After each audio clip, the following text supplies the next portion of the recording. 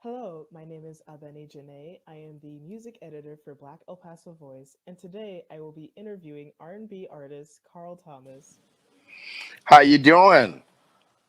Hello, nice to see you. Finally getting a chance to talk to you. Absolutely, very nice to see you. Very nice to see you. I was reading some articles on some things that you had accomplished. You really got it popping. I'm telling you. Thank you. Thank you.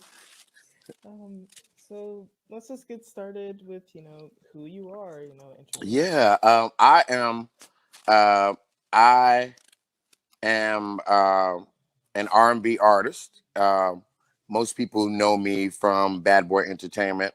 Um, I was born uh, in a town that was called Batavia.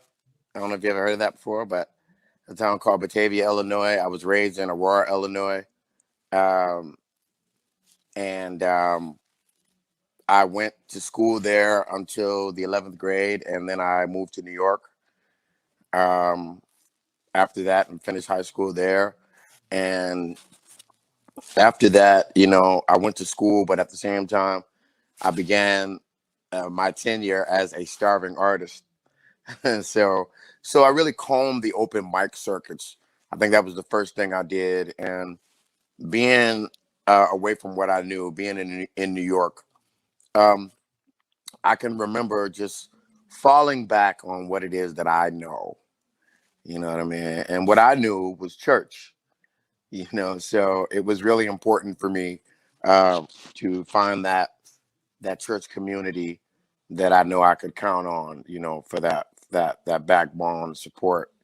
Because I knew that what I was doing was really risky. You know what I mean? As a young person, just trying to break into the music business just like that. But I managed to get work as a songwriter, um, as an arranger and producer, and all while I was, getting those jobs that were allowing me to get my feet wet in the business. I never quit my part-time job, and that was at a place called Roy Rogers Chicken. And yes, I was the fried chicken guy. I was. How did you get started, in music, and what kind of, hardships or struggles did you have to overcome? Well, my start, was really home. My start in music was really home. Um, I really, my parents were really, really, really musically rich, and I would have to say it started for me watching television because, I was the youngest of all of my siblings, and the difference with me was is that I looked at television completely different than they did. They looked at TV like entertainment, and of course, I was entertained by it. Had my favorite shows like everybody did. But when I would see things like American Bandstand and Soul Train and stuff like that, I looked at it as something tangible. I looked at it as something that I could really do. Something that I could really accomplish. And that really propelled me. One situation. This is. I think this is the best way that I can really explain it. Is that one situation just lily padded me to the next situation, whether I succeeded or failed. At the attempt. But one situation, even my losses, lily padded me to a situation that ended up working out in a different direction, if that makes any sense to you. You know what I mean? So I would say me making a life for myself in music is due to God just not letting me give up. Definitely. And that's really what it was because I was hit with some very huge no's, what I mean, in my career. And the kind of no's the kind of no's that could really, really, really just make someone stop. That could really discourage someone to just say, you know what, I'm not doing this no more. I'm not, you know. But I never felt like this is it for me. I can't do this anymore. I always felt like there was something else for me, and so, just, I just, I'm a faith believer. I believe in faith. I believe in having faith in the hands that created you, having faith in God. And, I definitely was able to pray myself out of some really dark moments. Yeah. So, what's your advice to aspiring musicians, especially aspiring Black musicians? You know, Ooh, good question. Good question. My my number one advice, uh, and it doesn't have to necessarily be music. It could be any aspect of multimedia. It could be um, journalism. It could be sports. It could be any facet of multimedia. But my my number one advice would be your first believer and be your very first fan. Because if you don't believe it, if you if you don't believe it, you're gonna get a hard time getting other people to believe you in what it is that you're doing. So you have to believe it first. You have to believe that, you know, this is what I'm supposed to be doing.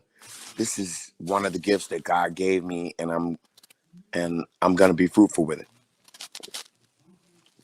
that's great. Yeah. So, back in June, June was Black Music Appreciation Month, and so I wanted Black to Music Month, thought absolutely. on that, and how it is or should be celebrated. Well, I think um, that Black Music Month, I think that every month we created this. Okay, let's just get that straightened out in the open. This is ours. It belongs to us. Black people were given the responsibility of having the command over the science of vibration. So we created this music thing. Um, with that being said, I think that Black Music Month would be well served educating each other on our accomplishments in music, on our strides in music, on our successes as well as our failures. So I think that Black Music Month really could be really, just brought into a whole different light if we took the educational standpoint. Yeah, I definitely agree. Until was I believe the last couple weeks of May, I didn't know that June was Black Music Month, let alone that we Every even year. had one. Yep, Yes, every year. that it's That's been right. established since I believe. And I learned that June was Black Music Month from being a teenager watching BET. See, I feel like my current generation, we don't really have that. We don't really seem to have the access, or at least it's not shown to us as Right, much regarding right, the right. celebration. And I will definitely take some of the blame for that. I'll definitely, I think that it's my generation that dropped the ball when it comes to just kind of sharing information with your generation, and the things that happened even before us. It's still our responsibility to, you know, to let the youth know. Yeah. Mhm. So, how do you feel about like the current state of black music or black music, as well as just music in general? Yeah, I think music in general, as well as Black music, is going through an embryonic stage. Once again, I think the universe has pressed the reset button, and we're watching a new form of music be born. We're watching a new interpretation of it be born. At the same time, we have to be careful because we are in the age of artificial intelligence. And being in that age, we want to monitor exactly how much technology we lean on when it comes to music and how much of our brains and hearts that we still put into the craft. You know what I mean? So I think that I think that for everybody across the board, that is the most important thing to pay attention to in this conjunction that we're in right now. We're in a conjunction of time. There are two different time periods meeting each other here, and I think that this is just something that we all need to be mindful of because convenience is a god. Convenience is a god that at one point or another we have all served. At one point or another, we have all bowed down and served that God, the God of convenience. We have somewhat become detached from the aspect of doing for self, the aspect of, birthing things from our brains because God put the capacity there for us to do it.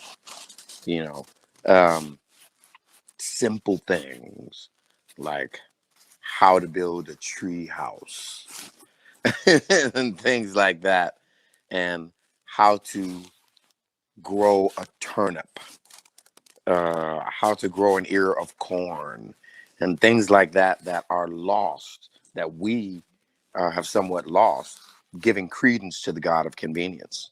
So it's just something that moving forward, into the future, that's something that all of us, need to take heed to. Uh, So, when I asked that question, I kind of put quotation marks. Say it again.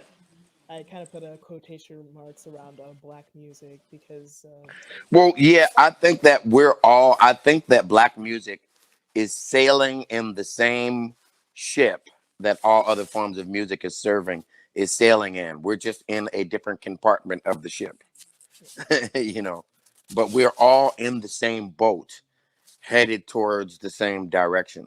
Music, and remember this, music is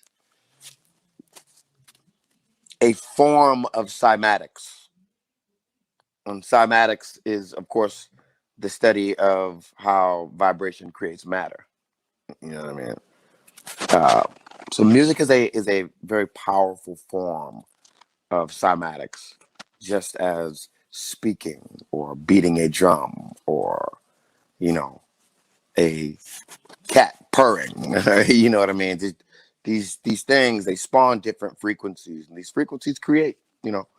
So when it comes to black music, I think that black music, we just have to stay mindful that we are the creators of all of this, and not to become discouraged um, because it doesn't look like we're making the strides that we should be making at times. Um, you know, I seen a meme yesterday on Instagram, and I think it was Ti. I think it was Ti that posted this meme. He said, "You can't compete against who you got your style from. You can't compete against who you stole your style from." So it's important for black music to just remember that there is no competition. You got your style from us. Everything else you need to get, you're gonna get from us, and that's okay. That's okay because hey, man, someone has to be the giver. you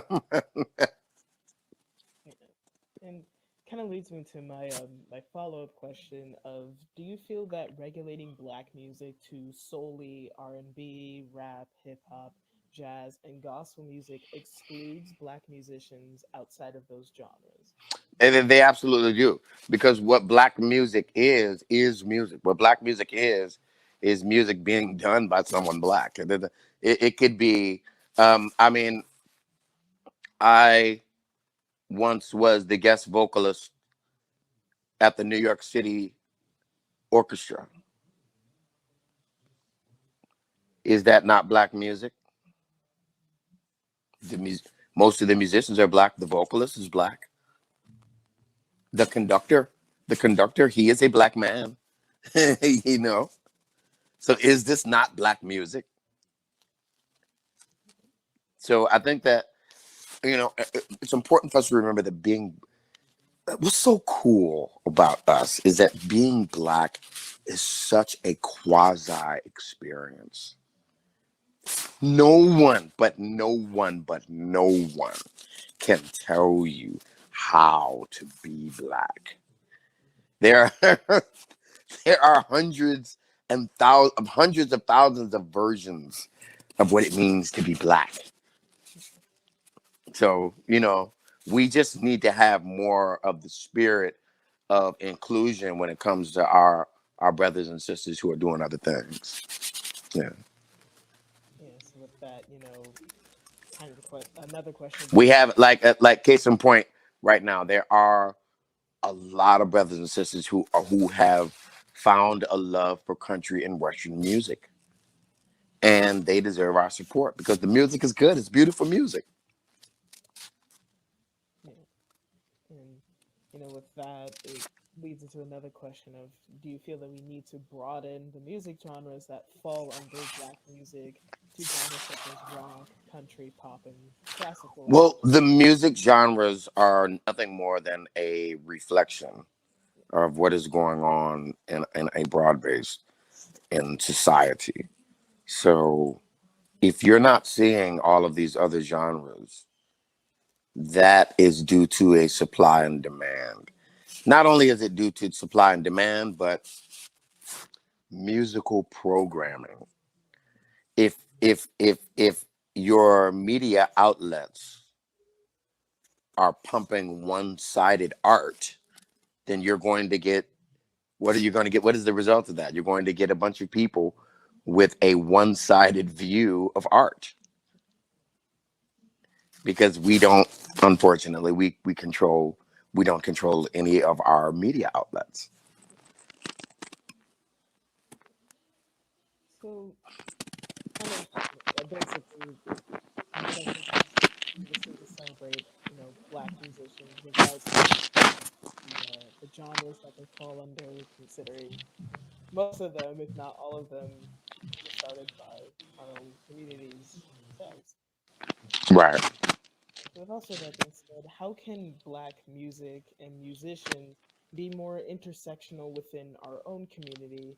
By that meaning uplifting the voices and music of black women in music, black people who are part of the LGBTQ plus community, black people who are physically and or mentally disabled, or also black people who are neurodivergent, meaning they probably have dyslexia or ADHD or on the autism spectrum. Well, um, I think that we gotta. It's going to take a certain amount of empathy from our community. Not only that, but I truly believe that music can be an equalizer. I believe that music can be an equalizer amongst all of those groups that you just mentioned. Um, like I just mentioned before, um, there are so many ways to be black, it being such a quasi thing.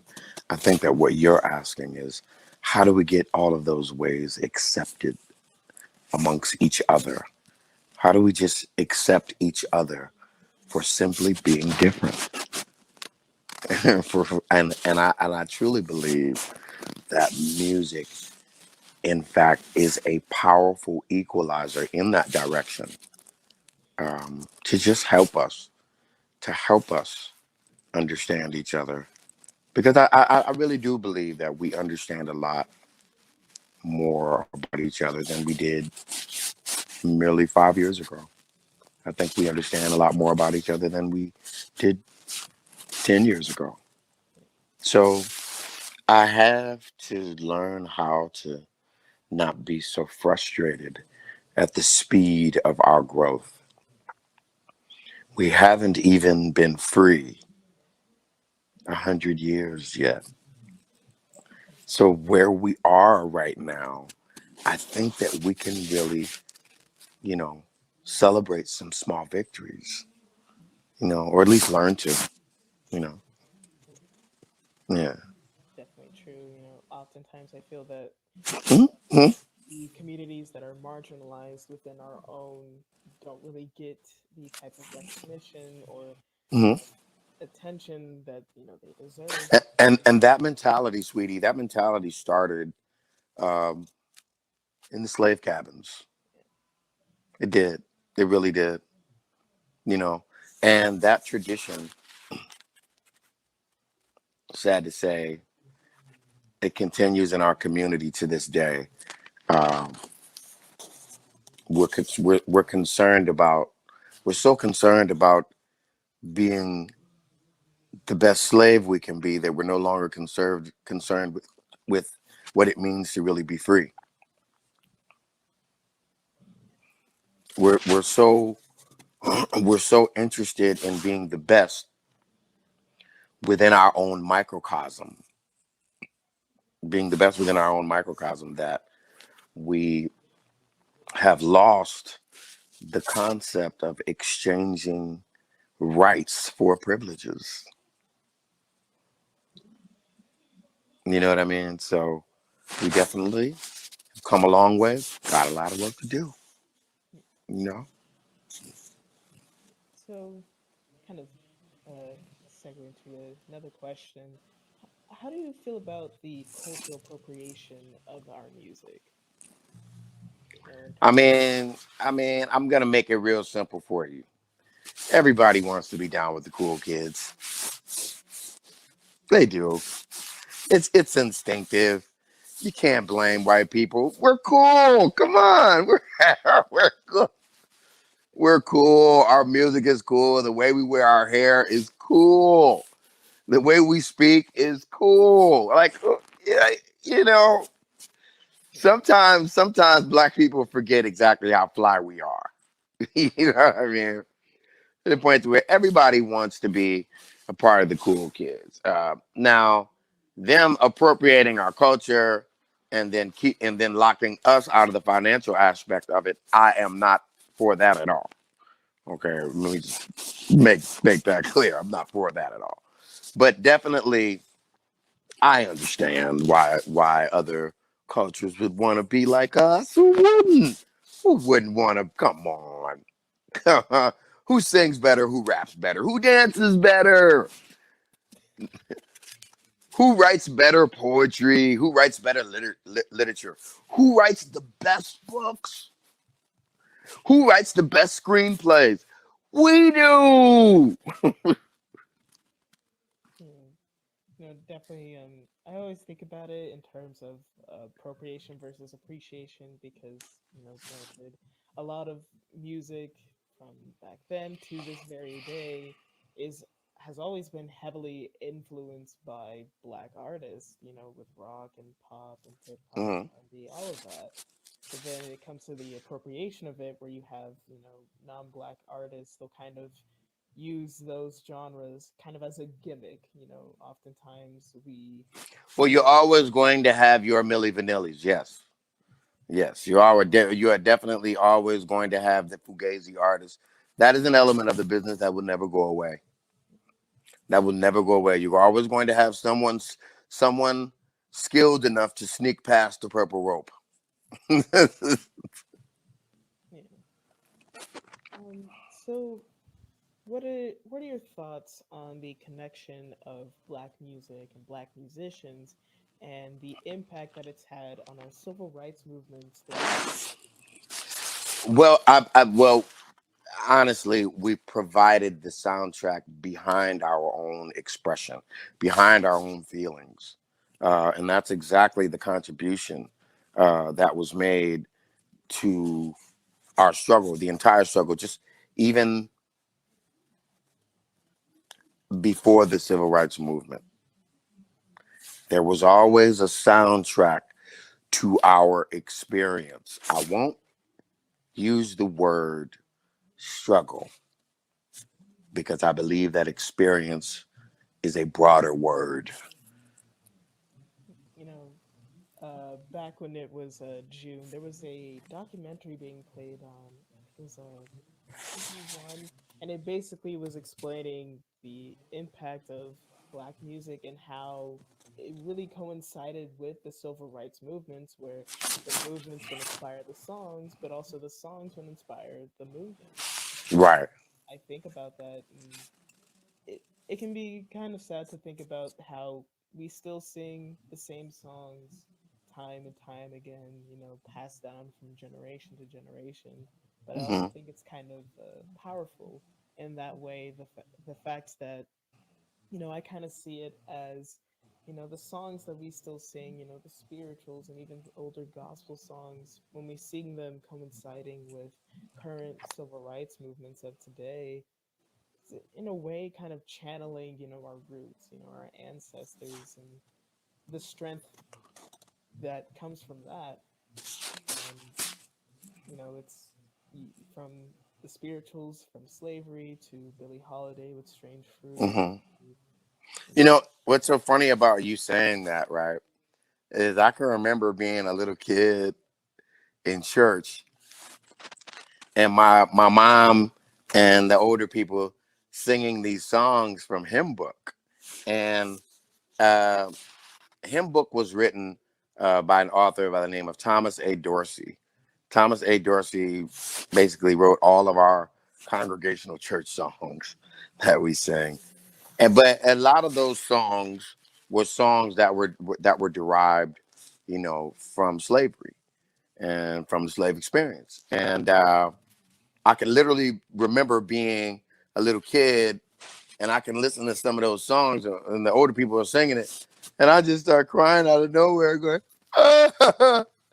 And my mom was like, "What's wrong with you?" And I was like, "Don't, this is sad. This is a sad song." But when I got older, I understood that the reason why I was crying is because the foundation of some of those songs was an expression of pain. The foundation of a lot of those songs was an outlet of pain, more so than an expression, but an outlet of pain, And it was just really interesting that throughout all those generations, it never lost its vibration. Those songs, pretty incredible. and then I think about it with now, we don't really hear a lot of those traditional songs in this current day and age. It's more of a No, why would collection. you hear? You've got Kurt Franklin. What do you mean? It's definitely more of a transition to making our own songs and even our own rhymes and chants. You don't necessarily hear people singing at protests that much anymore. It's more so straightforward chants and Yes, yes, raps and whatnot. I just think it's very interesting, the connection that music has just in any type of movement, throughout history. And art kind of imitates life and life imitates art. yeah, Yeah. yeah. I mean, like I said, we're slowly, moving at a speed in artificial intelligence that is, slowly turning our society into a society of cyborgs. Um, I think that people should consider that the next time that they rush to use self checkout at the grocery store. I think that people should consider the fact that in 20 years there'll be no more people serving you. I think that that should be looked at. Yeah. So, what can be done, especially in this current day and age, to promote and uplift more black musicians? We've got to get back to the love vibration. We've strayed, just as a people, as a society, we have strayed away from the love vibration. It is the ultimate answer. It is the ultimate answer to the problems that we have, to our misunderstandings. Um, the love vibration is how we started. We didn't start out of evil. No people, no people, regardless to what you've been taught, no people started out of evil. We All people started out of an innate need to continue, to continue. And that's how we all started. We all started asking ourselves, okay, we're here now. How shall we continue? And then it all spawns from there. But we all started from a vibration of love, from a vibration of caring for our young, nurturing our old. We all started from that vibration. We got to get back to the love vibration, sis. We really do. Yeah, I think that's definitely.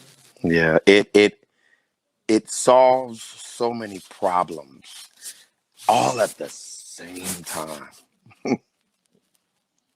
Yeah, kind of going back to what was said earlier about just supporting fellow Black musicians regardless of the genres that they're in. I definitely think that plays a part into it. Hmm. Because oftentimes I'm sure me personally, and I'm sure other Black kids were told this, that because we listen to alternative music or classical music, or we do choir or orchestra, things like that, that we aren't Black enough, or that we're doing white music. And thinking about how many Black kids were probably torn down by that, and they Well, didn't. there's really no such thing as white music, but I get you. Yeah, basically, just that the stereotypes of it Hmm. all, saying that, Hmm. oh, you're not Black enough because you're singing or performing Mozart, or you're listening to alternative music. And Yeah, but these were black guys. yeah, These were black. Is that not black music? If it was okay, but you get what I'm saying. yeah, yeah. Yeah. And thinking about how many Black youth were probably torn down by that, and didn't pursue music, and or just quit it altogether because of the insecurities that were placed onto them and the Right. stereotypes about them. So I definitely Right. think it comes from within, and you know getting more youth into music, especially. I think that's a very core thing itself, which leads me to another question of how can we encourage more Black youth to get involved in music, and especially encourage? That is that's a little bit harder to answer, because when I was a young person, um, there was public resource. There was public resource. Um, I'm sure, like your mom will tell you, like we literally had music class. We literally had music as a curriculum. You know, and over time, you know, um, that those things went away, and it just became harder to be encouraged. Um, when there was music class, it was easy to fall in love with an abstract instrument. It was easy for someone to absolutely fall in love with being a tuba player. you know why? Because the tuba was available to learn about, or it was easy for someone to literally become, you know, just infatuated with playing the xylophone. As weird as that may sound to you, the xylophone was available to learn about. So we have to figure out a way, to just put music in front of the face of the youth again. And I think that making it available will solve 50% of that problem. Yeah, definitely, for sure. Yeah, absolutely. we continue to see the arts in general being cut from public school funding, and less of the importance and care is put onto these extracurriculars of music, of art class, and You ain't whatnot. never lied, And then also man. part of it is oftentimes you have some parents who kind of will discourage their children and will say, oh, there's no career in music, there's no money in music, it's just a hobby, so There's money in anything that you find purpose in. Money, the energy of money, follows purpose. It's a so side effect of purpose. man, so like what what can be done to kind of educate parents more on that, to so they won't just completely shut down their child's dreams of doing music. Ah, man. That's a little bit harder to answer because society doesn't make it easy for the parents. So it's kind of hard for the parents to make it easy for the child. So, yeah, I'm going to have to dwell on that one. How can parents make it easier on the child so they just don't shut them down from possibly learning about? That's an incredible question. I don't know the answer to that one, but I'm definitely Mm, going to take that question from this interview and try to figure it out because yeah, that's the suppression aspect of it is really what's killing young musicians. yeah, I Yeah. definitely think it's a communal effort. Mm-hmm. It's the parents, it's the school, it's the community, it's the local colleges that may be within their community. Right. Music is a community thing. It's something that unifies people. It can't be something that operates so separately because of the Right. factors that go into it. You can't have college musicians if you don't have public school funding for Right. college musicians at their high schools. And you can't really get a lot of people, kids into their high school ensembles if their parents aren't really that supportive of it, Right. because of the, stigmas that they have towards it regarding, oh, there's no money in music, it's just a hobby. I Right. think a big part of that it would be actually educating everyone, saying, that's not entirely true. Is it hard for musicians to make money regardless of who they are? Of course, but as you said, there's always, going to be something if that's your purpose, if it's meant for you and whatnot. And Right. there are so many broad fields of within music that are, profitable. People always kind of solely think about the performing aspect, as a solo performer, but people can be producers, they can be part of ensembles, they can be Right. composers, arrangers, they can Right. be with it, work within the music business itself, or music therapy. Music is such a broad field, Right. so that And you can do it for so many different things. yeah, there's It's so just many yeah. different ways to be so involved with music and to involve a community within it as well, Hmm. that I think that really needs to be emphasized more a lot regarding Like just within the past year, I've gotten heavily involved in doing music for licensing and sync music for movies and television. So that and it's just so funny that that is a complete aspect of the entertainment business that young black people in the business are not informed of or taught about. You know, we're kind of left out of that, yeah, of that whole thing. and especially regarding the pandemic, a lot of musicians were out of work because concerts are canceled, recitals are canceled. You can't really do things in person. But again, there were ways to make music at home, make videos, learn to produce and arrange, and Hmm. do music remotely to have income. Again, if we just educated communities and youth and parents and schools more on just how fruitful music can be, it would definitely solve a lot of problems regarding funding and getting more kids into music and, having more, especially black musicians Right. in the world. So, do you have any upcoming projects yourself? Anything that you're working on? Oh, yes, absolutely. I am currently doing a 5 song EP. Anybody that knows me knows that I'm a dog lover. Um, I have 2 dogs, Jeff and Eden, who are brother and sister. Um, but I'm doing a 5 song project that are 5 songs that are all about the relationship between people and their dogs. So that's really different for me, but I'm really having a fun time putting it together. I also am doing a Las Vegas residency that starts on September the 11th. So, for all you guys out there, that will make Las Vegas part of your vacation planning for the next year. Myself, along with Dave Hollister, we will be at the Aria Hotel and Casinos in Las Vegas.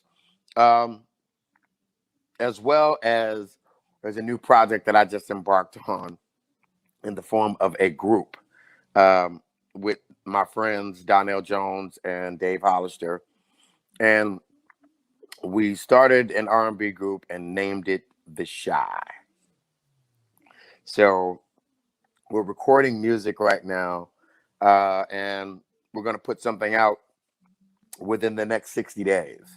So everybody just keep your fingers crossed for us, and we're coming hard. Yeah. So yeah, so that's what I'm doing right now. Oh, that's Mhm. great.